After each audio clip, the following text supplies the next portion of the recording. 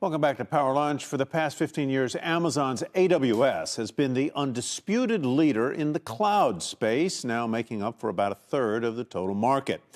Its clients include big names like Netflix and Disney, don't get much bigger than that use the service to store their content. But with the rise of generative AI, companies need the cloud to do even more to create the text, the images, the videos. It's become famous for requiring massive computing powers. And in this race for the so-called Cloud 2.0, does Amazon still have the upper hand? Joining us now to discuss is Sachin Duggal, co-founder and CEO of Builder.ai, and Daniel Newman is CEO and principal at the Fulcrum Group. Daniel, let me begin with you. Is Amazon faltering in Cloud 2.0, and is someone catching up with them? Tyler, I think there's a couple of different ways of looking at this. When the LLM craze took place, Microsoft got out to a head start, and Google had an initial launch, and it faltered a little bit. And everyone kind of deemed that Microsoft was going to be the ultimate winner, and Google was in big trouble. A matter of just a few months later, we saw Google make massive strides and got its groove back in the LLM game. I think we have some of that here with the Nvidia AWS race. Nvidia is certainly the leader in training and has a pretty big advantage on the developer side with CUDA.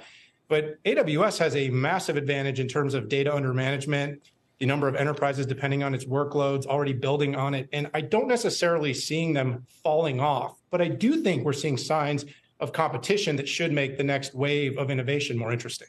Sachin, he mentioned CUDA. I need you to explain what CUDA is for those who don't know, and what advantage it confers on NVIDIA, and whether NVIDIA, which to my thinking is mostly a chip company, can make the pivot or has made the pivot into the kind of storage neighborhood that the cloud requires. I should point out that Amazon was a retailer that made the pivot into storage, and Microsoft was a software company that made the pivot into the cloud.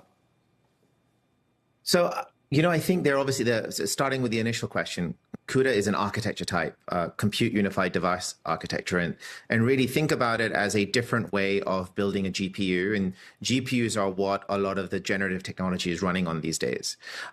You obviously have different sort of structures. NVIDIA has CUDA toolkits that have been around for a while so that developers can build upon it. But I think, taking a step back, when you think about the world of AI and what's happening on the generative side and AI more broadly, you have to look at it as an iceberg. And so what we're seeing on the AI side is the upper end of the iceberg. But what's underneath is more than just GPU compute. You've got the connectivity between machines, you've got data storage, you've got normal sort of density of compute capabilities. And in the 2.0 world, whilst the additional features around GPUs and being able to run models and being able to do generative AI is important, I think what's also really important is to recognize that these hyperscalers have sort of a really strong critical mass of distributed compute globally, all the storage, all the connectivity that allows them to do more than just the generative piece. And they'll always go hand in hand.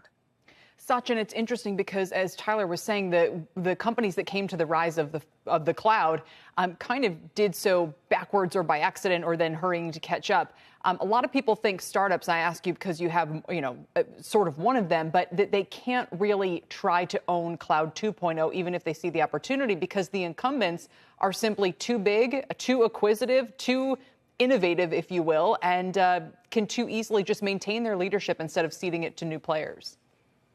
And there's a really common thread between all of the counterparties that you'd mentioned that have sort of come into cloud. Amazon came into cloud or AWS because of Amazon's Amazon.com sort of just volume of usage of compute. So effectively, the Amazon.com consumption in itself fortified the need for large-scale infrastructure. You had the same thing with Microsoft. You had the same thing with Google with search.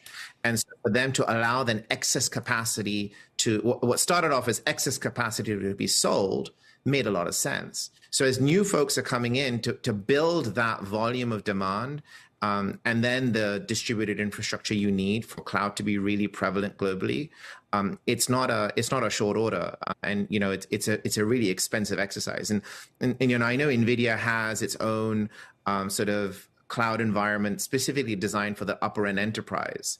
I think it's hard to make that comparison between is it ahead or behind of AWS, because ultimately Nvidia is a chip manufacturer. It doesn't have critical mass of cloud infrastructure.